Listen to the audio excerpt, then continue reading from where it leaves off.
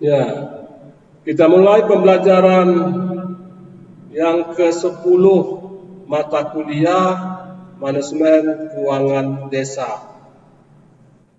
Nah, nggak terasa sudah 10 kali kita bertemu, bertatap maya.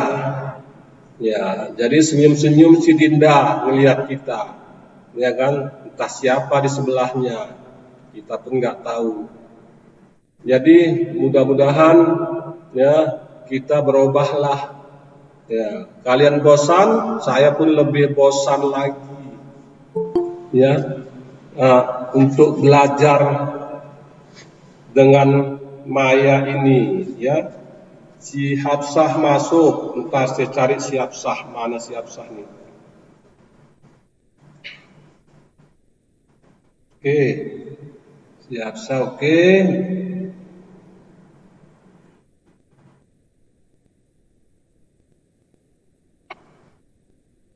Ya, jadi itulah anak bapak semua, ya, manajemen keuangan desa ini seperti sudah saya jelaskan kemarin, ya, masuk lagi pening pada kita, nanti kita tolak. Mana si Abeb, mana si Abeb? Ya Pak. Nama kamu siapa? Muhammad Habib Nasution Pak. Nah, kemarin kamu nggak masuk. Iya Pak, kerja Ya, Pak. oke ya. Jadi manajemen keuangan desa, ya, bagaimana desa-desa tersebut ya mengelola ya satuan kerjanya. Jadi desa-desa itu adalah satuan kerja paling bawah, ya paling rendah di desa itu. Dan satuan kerja paling atas itu adalah presiden, ya kantor kepresidenan, itulah satuan kerja paling atas. Ya, jadi yang paling atas dan paling bawah ini, ya itu harus dipilih secara langsung. Jadi desa itu, kepala desanya itu dipilih secara langsung. Dan presiden juga dipilih secara langsung. Hal ini untuk melegitimasi, ya agar yang terpilih itu diakui oleh rakyat. Jangan sampai yang terpilihnya tidak diakui oleh rakyat. Walaupun caranya ya masih ada yang black market, money politics, ya itu kita abaikan dulu. Jadi kepala desa ini dipilih langsung oleh masyarakat setempat. Ya. Yang terpilih itulah yang mendapat mandat dari masyarakat desa tersebut untuk menjalankan roda pemerintahan. Seperti yang kita ketahui bahwa desa itu di samping satuan kerja paling bawah, juga dia sebagai pemerintah paling bawah. Dan dia itu, desa itu lain ya antara desa dan kelurahan. Ya, kalau kelurahan itu dia tidak dipilih oleh rakyat. Ya, kelurahan itu adalah pegawai negeri sipil PNS. Beda dengan desa. Kepala desa itu adalah masyarakat seperti kita, ya, yang dipilih melalui pilkades. Jadi kepala desa ini, ya, jabatan dia itu adalah jabatan politis, dan dia memimpin desa itu untuk mensejahterakan desa tersebut. Ya, itulah tujuannya. Ya, sama seperti presiden dalam kampanye kepala desa itu dia juga menjanjikan yang macam-macam, visi dan misinya. Ya, dengan visi dan misinya itulah dia akan dipilih oleh masyarakat setempat. Dan desa itu karena dia struktur pemerintahan paling bawah dan merupakan satuan kerja dari perangkat pemerintah yang paling bawah, dia juga mempunyai anggaran belanja,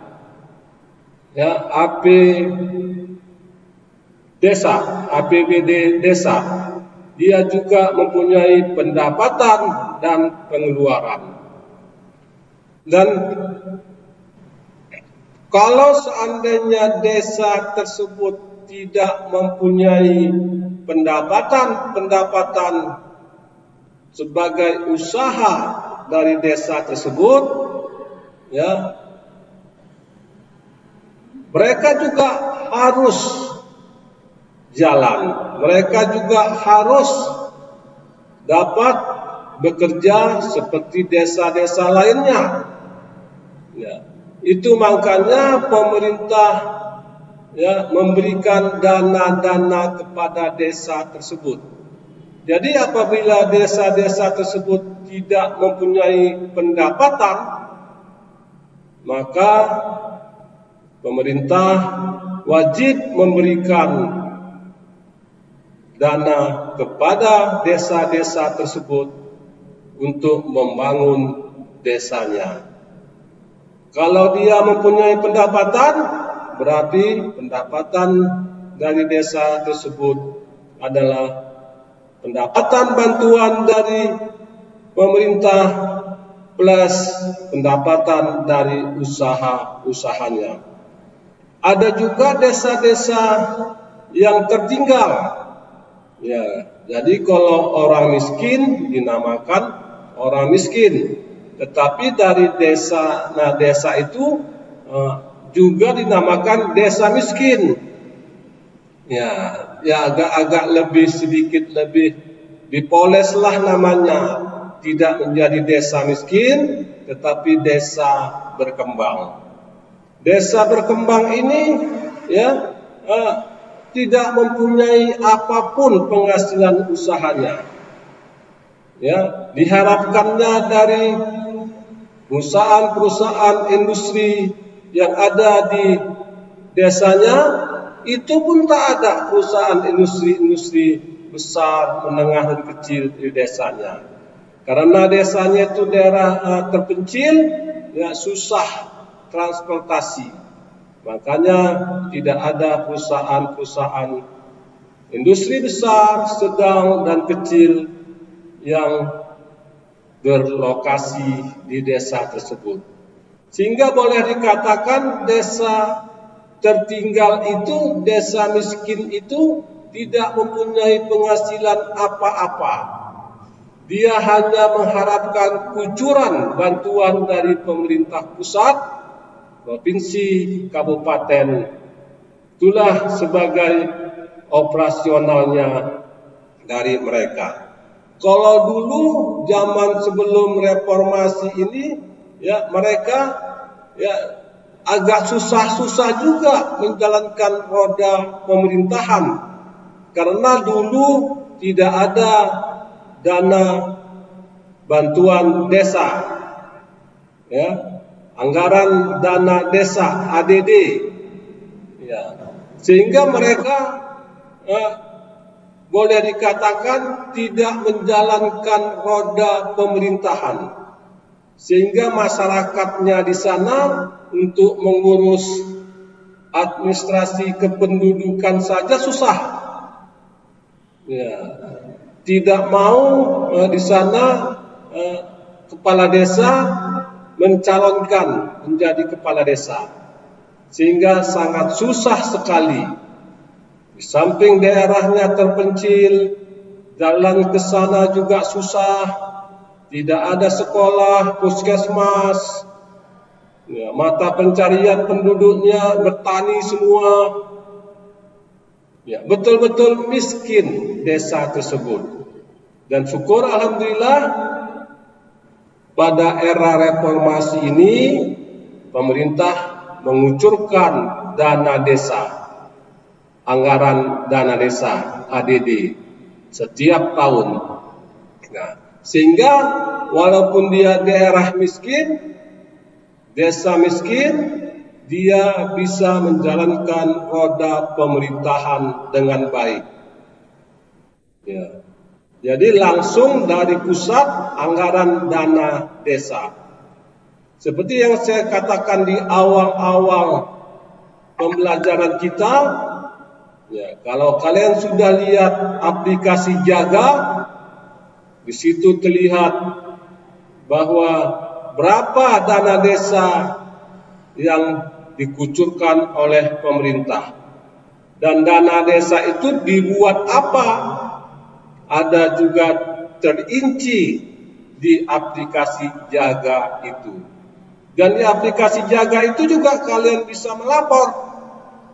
Ya, dana desa sekian yang dibangun sekian, tak tahunya tak ada pembangunan, siluman semua. Bisa kalian lihat di aplikasi Jaga. Nah, dalam materi kita ini yang ke-10 ini kita akan belajar mengenai bagaimana pelaporan keuangan desa. Ya. Jadi laporan keuangan desa itu adalah keseluruhan, ya, keseluruhan kegiatan di desa tersebut, keseluruhan kegiatan di desa tersebut. Ya, dari mulai perencanaan, pelaksanaan, penata usahaan, pelaporan, dan pertanggungjawaban. Semuanya harus dilaporkan. Itulah namanya pelaporan keuangan desa. Tidak ada 1 sen pun dana yang ada di desa itu tidak dipertanggungjawabkan. Dari mulai pelaksanaannya, mengadakan musrembang, musyawarah rencana pembangunan desa, ya, disediakan makan siang itu pun harus masuk dalam pelaporan keuangan desa. Ada rapat antar kepala aparat desa, ditambah dengan tokoh-tokoh, diberikan teh manis atau kopi, itu juga dicatat semuanya. Jadi tidak ada 1 sen pun dana desa itu yang tidak dipertanggungjawabkan. Ya. Jadi mekanisme bagaimana pelaporannya nanti kita akan pelajari. Tetapi yang jelasnya semua kegiatan apapun itu, walaupun dia rapat-rapat kecil hanya menyediakan aqua cup yang harganya 200-300 perak ataupun 500 perak, harus dipertanggungjawabkan secara jelas. Dan ini pertanggungjawaban ini dibuatlah laporannya. Laporan tersebut ya ditujukanlah sama bupati, ditujukan kepada inspektorat, pengawas, BPK dan sebagainya. Jadi jangan kita kira pertanggungjawaban itu asal-asal pertanggungjawaban. Tidak. Ya. Nantinya mereka diperiksa, diawasi kemana mereka ya menyalurkan dana tadi. Dana-dana tadi sudah jelas dibuat berdasarkan format RKPP, rencana kegiatan pembangunan RKP. Disitulah semua tertera apa-apa ya, pengeluaran dari desa tersebut. Dari mulai kegiatannya, perencanaannya, apa ya perencanaan itu musyawarah rencana pembangunan, mengeluarkan biaya berapa, ya, makan minumnya berapa, siapa yang menyediakannya. Jadi tidak sembarangan. Bukan berarti kepala desa itu bebas menunjuk orang-orang dia ya untuk menyediakan konsumsi rapat, ya tidak sama sekali. Dan nanti ya kepala desa yang seperti itu akan diawasi oleh inspektorat, akan diawasi oleh polisi, jaksa. Ya, kalau dia menyalahi aturan, pasti dia melanggar hukum. Dan kalau dia melanggar hukum, pasti ada sanksinya. Ya. Jadi pertanggungjawaban ini, ya seperti yang saya katakan tadi, sesen pun harus dipertanggungjawabkan. Intinya adalah berapa pendapatan dan begitulah pengeluaran. Kalau dia tidak habis dia dikeluarkan, maka namanya sisa lebih, ya sisa lebih tahun lalu. Sisanya kemana dibuat? Dibagi-bagi sama para peserta musrembang? Ya tidak. Sisanya harus ditambahkan, dimasukkan pada penyusuran anggaran tahun berikutnya. Jadi tidak seenak-enak kepala desa itu, ya pengeluaran itu seminimal mungkin dibuatnya, ya sisanya dikantonginya, sisanya dibagi-baginya dengan aparatur desa. Ya tidak seperti itu. Kalau dia bersisa, masukkan lagi, ya berarti dia sebagai pendapatan desa tersebut. Dimasukkan lagi di musyawarah rencana pembangunan musrembang, sehingga dia klops, tidak ada kemana-mana ya dana tersebut. Jadi laporan ini untuk apa, Pak? Ya itulah untuk pertanggungjawaban, ya bagaimana realisasi anggaran di desa tersebut. Ya, jadi sebenarnya anggaran dan belanja di desa tersebut ya sebenarnya harus transparan, terbuka, akuntabel. Ya, semua bisa melihatnya, bukan ditutup-tutupi oleh kepala desa. Ya, bukan ditutup-tutupi, dia harus transparan, akuntabel. Ya, jadi dia tidak bisa menutupi berapa belanjanya, berapa realisasinya, dan itu adalah informasi publik. Ya. Kadang-kadang kepala desa itu jahat, ya, tidak didiam-diamkannya, tidak dieksposnya, ya, di laporan dia sama bupati, dia diam-diam saja, ya. Tetapi percayalah, suatu saat itu akan menjadi temuan pemeriksa keuangan negara dan dia sudah melanggar hukum. Jadi jangan main-main, Mira. Ya, kamu nanti kepala desa bukan untuk kamu duitnya, Mira. Ya. Jadi kita tidak bisa bermain-main di sini. Ya, ini siapa? Karunia Nasution. Karunia nggak ada nih. Namanya masuk di karunia, nggak ada, tolak aja. Ya. Jadi itulah bagaimana ya administrasi pemerintah di bawah tadi, ya itu juga berlaku ya untuk instansi di atasnya. Dan begitulah bagaimana pengelolaan keuangan negara tersebut ya sama semua, dari mulai presiden sampai bupati, gubernur, bupati, wali kota, dan sampai dengan kepala desa, ya semuanya diawasi. Ya, karena kenapa diawasi? Ya, di desa-desa itu yang disalurkan pemerintah sebagai biaya pembangunan desa itu adalah uang kita juga. uang rakyat juga. Jadi kita harus mengetahui kemana dibuatnya. Jangan-jangan dibuatnya untuk beli mobil baru, jangan-jangan dibuatnya untuk kawin lagi. Nah, inilah kita open kepada mereka. Jadi tidak bisa sembarangan mereka membelanjakan uang tersebut. Ya.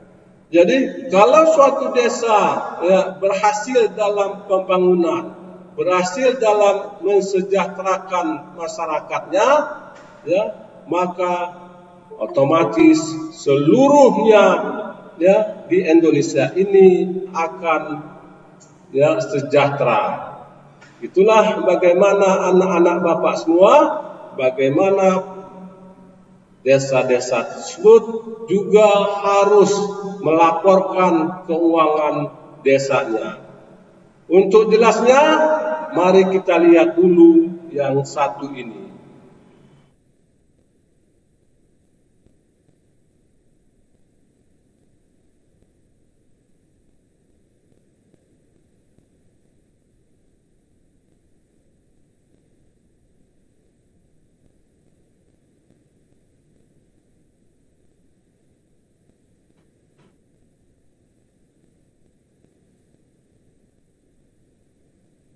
Nah, inilah materi kita seperti yang saya katakan tadi adalah pelaporan keuangan desa. Jadi pengelolaan keuangan desa meliputi keseluruhan kegiatan yang mencakup perencanaan, pelaksanaan, penatausahaan, pelaporan, dan pertanggungjawaban keuangan desa. Kalau kita lihat siklusnya bagaimana? Ya, siklusnya dari mulai perencanaan, penganggaran, kemudian pelaksanaan, kemudian penatausahaan, keuangan, pelaporan, dan sampai pertanggungjawaban. Kalau dia perencanaan, ada format RKP desa, rencana kegiatan pembangunan desa. Kalau dia penganggaran, ada namanya format APB desa, anggaran pendapatan belanja desa. Kalau dalam pelaksanaan, ada namanya format PB, pembayar pajak. Kalau dia penatausahaan, ada buku kas umum, SPJ, dan lain-lain. Kalau dia pelaporan, ada laporan semester, ada laporan tahunan. Kalau dia pertanggungjawaban, ada namanya RKPJ, lembaran kerja pertanggungjawaban ke BPD. Pelaporan dan pertanggungjawaban keuangan desa, laporan kepada Bupati, laporan semesteran realisasi pelaksanaan APB desa, laporan pertanggungjawaban realisasi pelaksanaan APB desa, kemudian laporan realisasi penggunaan dana desa. Kalau dia laporan kepada BPD, laporan keterangan pertanggungjawaban realisasi pelaksanaan APBD desa. Standar pelaporan keuangan pemerintah desa SPKPD. Tujuan pernyataan standar ini adalah menyajikan laporan keuangan pemerintah desa dalam rangka meningkatkan transparansi dan akuntabilitas yang ditunjukkan dalam keterbandingan laporan keuangan baik terhadap anggaran antar periode maupun antar desa. Untuk mencapai tujuan tersebut, standar ini menetapkan keseluruhan pertimbangan dalam rangka penyajian laporan keuangan desa. Pedoman struktur laporan keuangan desa dan persyaratan minimum isi laporan keuangan pemerintah desa. Pernyataan standar ini berlaku untuk entitas pemerintah desa dalam menyusun keuangan desa. Tujuan laporan keuangan desa, apa sih tujuannya? Ya, seperti yang saya katakan tadi, tujuan laporan keuangan untuk menyajikan informasi realisasi anggaran dan posisi keuangan pemerintah desa yang bermanfaat bagi para pengguna dalam mengevaluasi kebijakan atau keputusan lalu dan merencanakan kebijakan di masa depan. Laporan keuangan pemerintah desa menunjukkan pertanggungjawaban akuntabilitas pemerintah desa atas sumber daya yang dikelola dan atau dipercayakan kepada pemerintah desa.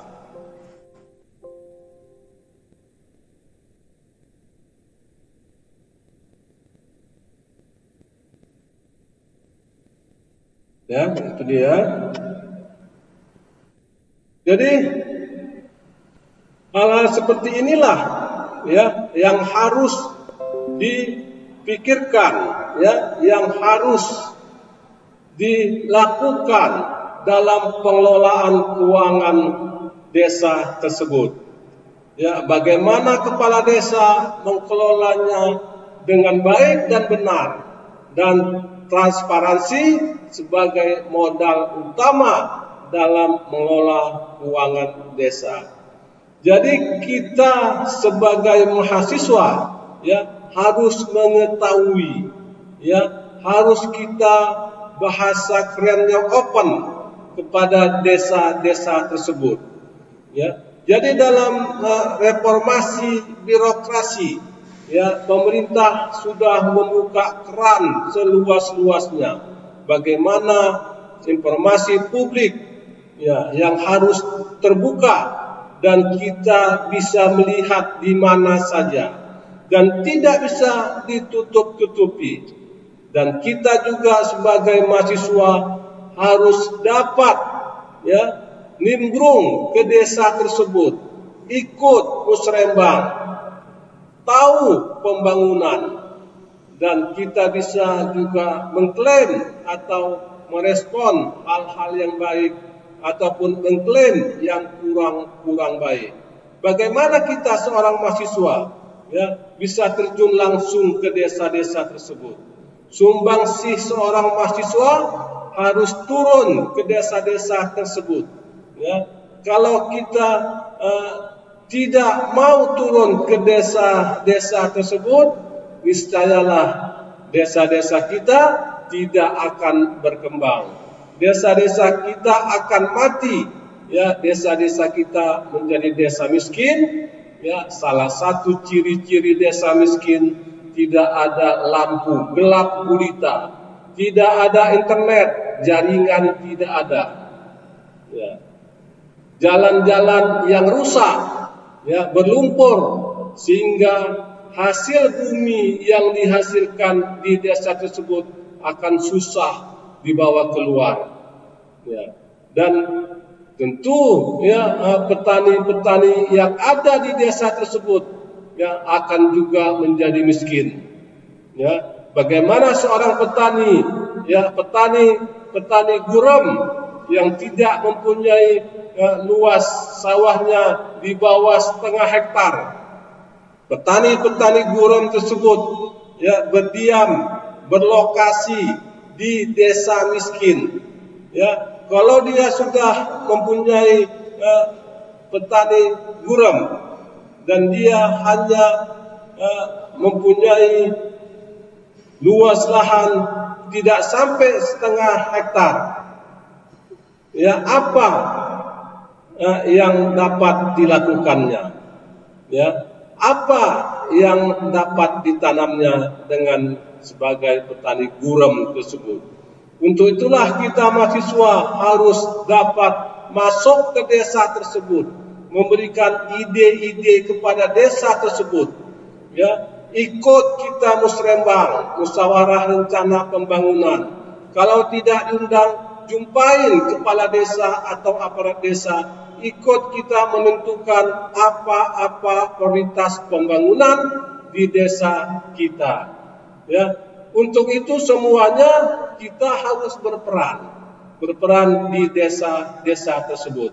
Untuk itulah kita harus tahu, ya, seorang mahasiswa harus mengambil mata kuliah manajemen keuangan desa agar kita bisa masuk ke desa tersebut, ya, dan memberikan saran-saran yang positif untuk pembangunan desa kita. Kalau semuanya ini terjadi, semuanya mahasiswa-mahasiswa masuk dalam rapat musyawarah rencana pembangunan, insya Allah kita menjadi negara sejahtera. Tahun 2033 kita menjadi negara yang sejahtera. Ya, kalau sudah sejahtera, ya kita nggak perlu lagi bayar uang kuliah. Uang kuliah di mana-mana sudah, ya, disediakan oleh pemerintah. Tetapi syaratnya adalah kita harus sejahtera terlebih dahulu. Oke, demikian anak bapak, ya. Nah, materi kita, silakan yang ingin bertanya.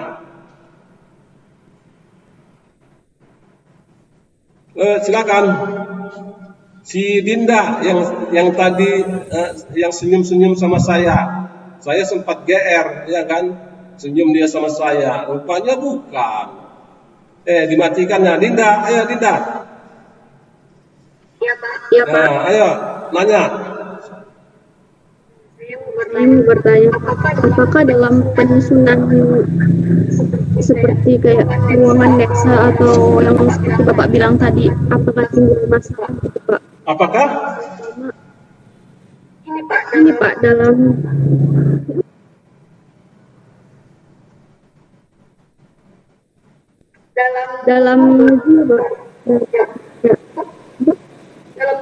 pengelolaan keuangan gitu Pak. Dalam pengelolaan Apakah bisa timbul masalah karena ada pihak yang kayak nggak setuju gitu. Misalnya saya membuat laporan keuangan dan hasilnya itu seperti itu, tapi banyak pihak-pihak lain kok ini segini gitu Pak. Iya. Jadi dalam membuat laporan, ya, laporan pertanggungjawaban, laporan keuangan. Jadi itu kepala desa harus, ya, membuatnya secara aktual.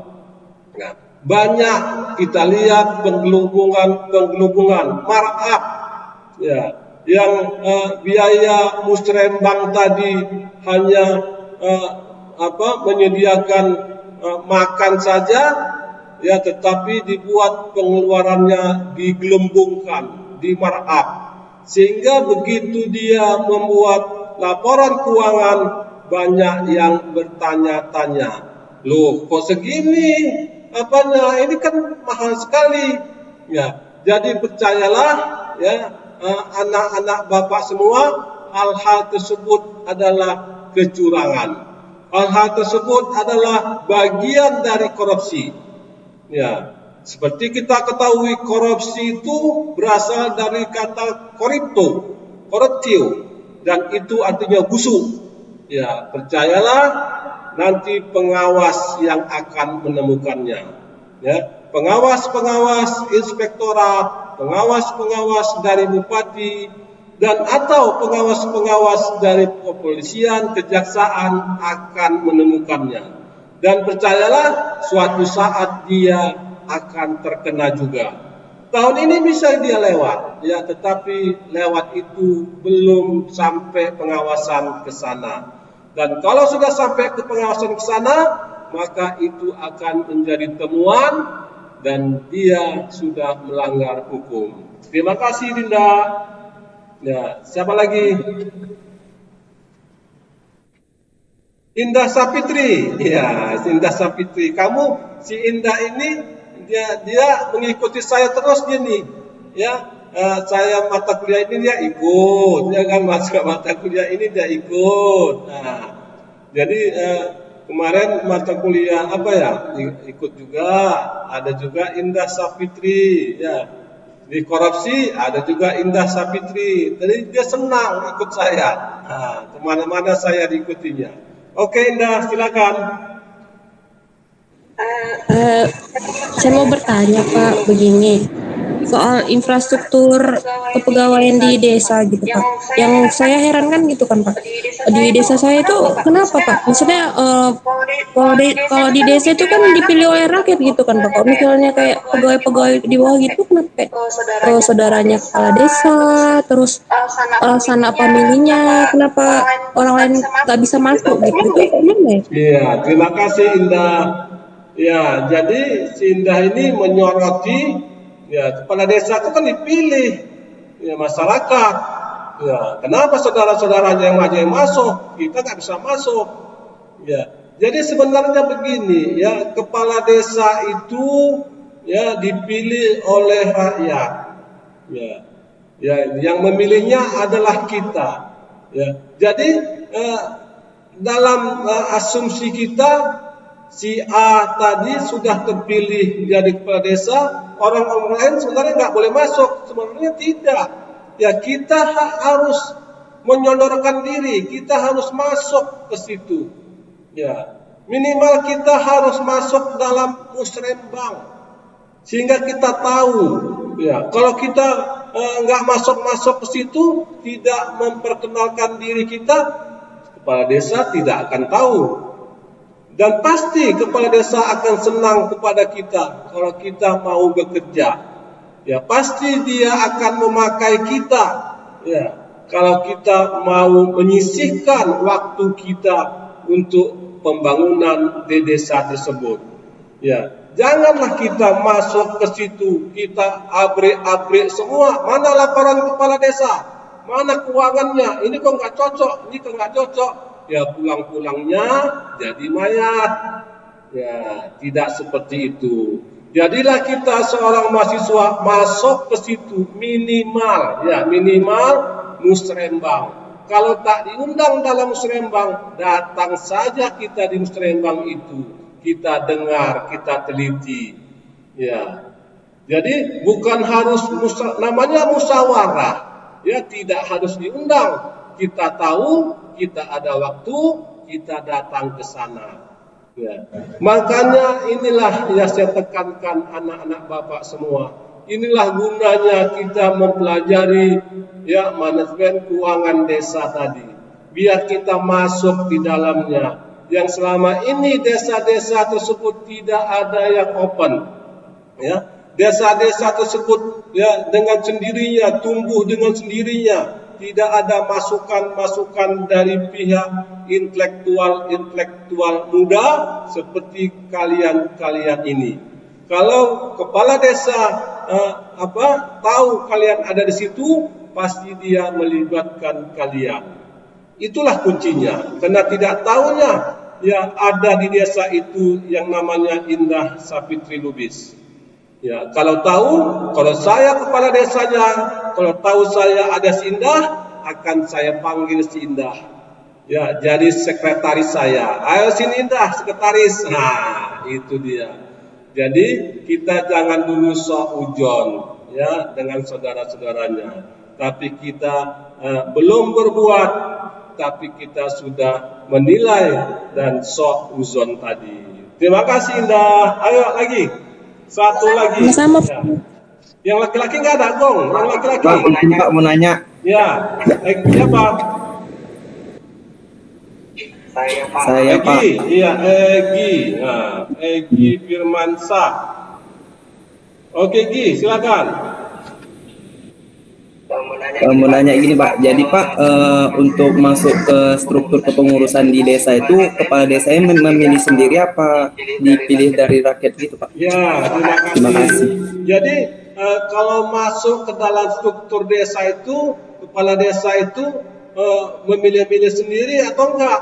Dia kan sudah ada dalam struktur desa, ada sekretarisnya, ada bendaharanya, ya ada kalau dulu ya kalau sekarang ini ya sekretaris desa udah jadi PNS ya kita tidak masuk ke situnya lagi ya kita jangan masuk ke situnya tetapi masuklah kita ya ke musyawarah rencana pembangunan tadi kita ikut kita di situ Nanti dari situ pasti kita dilibatkan mengawasi pembangunan, mengawasi ini. Tetapi kita bukan masuk untuk menjadi aparat-aparat desa. Ya, di luar itulah kita masuk sebagai intelektual muda. Di luar itulah kita bisa berperan. Ya, bagaimana ya, desa kita bisa berkembang.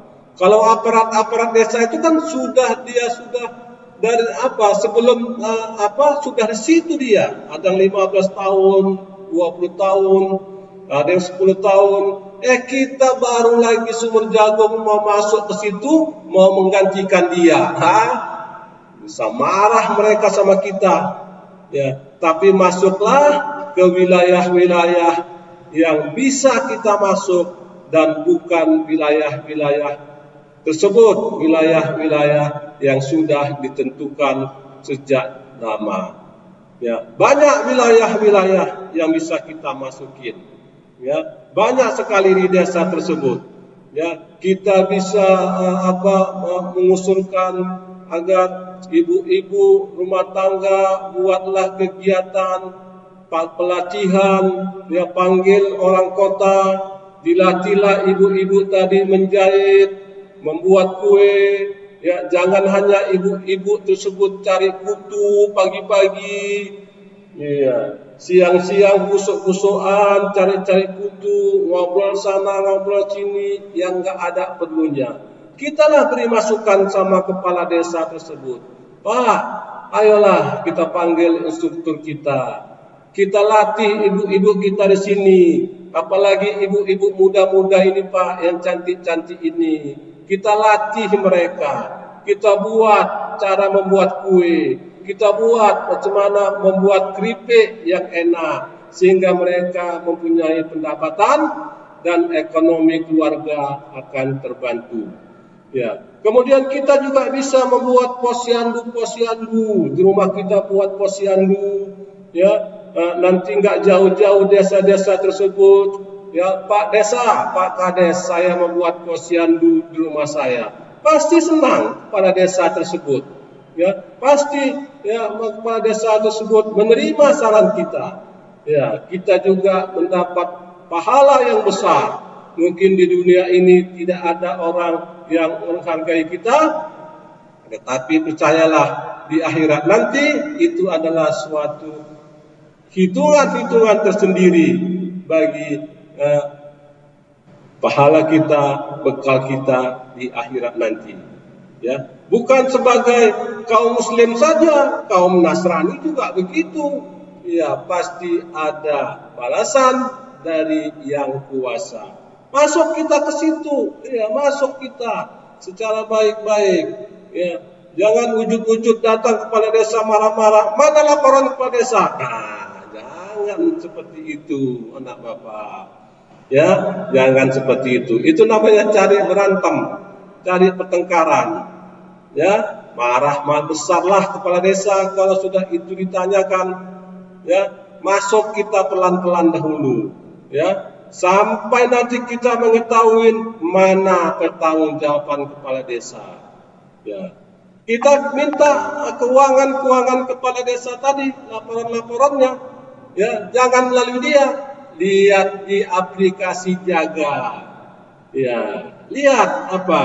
Dinda, kamu sudah lihat aplikasi Jaga? Udah? Dinda? Nah, kenapa belum? Biar kamu tahu. Ya, biar tahu. Ya, Indah Sapitri. Indah, kamu sudah buka aplikasi Jaga, Indah? Ya, buka ya. Download ya, lihat desa kita masing-masing. Ya, lihat desa kita masing-masing. Jangan desa orang dilihat, desa kita masing-masing lihat. Ya, Indah ya. Kamu udah lihat, Indah? Indah Sapitri, kamu sudah lihat aplikasi Jaga? Belum, Pak. Nanti download ya. Tengok-tengok aja situ. Itu adalah ilmu pengetahuan. Ya, tengok di desa kamu itu, bangun apa mereka, berapa duitnya yang ditransfer oleh pemerintah, ada semua di situ.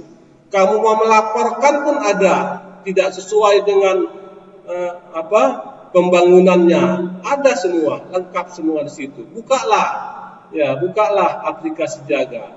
Ya, mungkin sayalah dosen yang memberitahukan ada aplikasi Jaga. Kalau dosen yang lain, kalian tanya ya mata kuliah manajemen keuangan yang lain, kalian ada disuruh lihat aplikasi Jaga. Pasti tidak ada. Karena saya tahu, ya, saya dapat informasi langsung dari KPK. Ya, karena saya juga merupakan penyuluh anti korupsi ya KPK.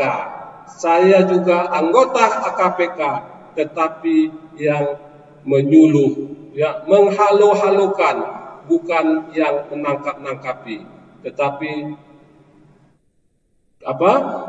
ke bidang pencegahan, menghalu-halukan kepada masyarakat bahwa korupsi itu ya adalah perbuatan busuk.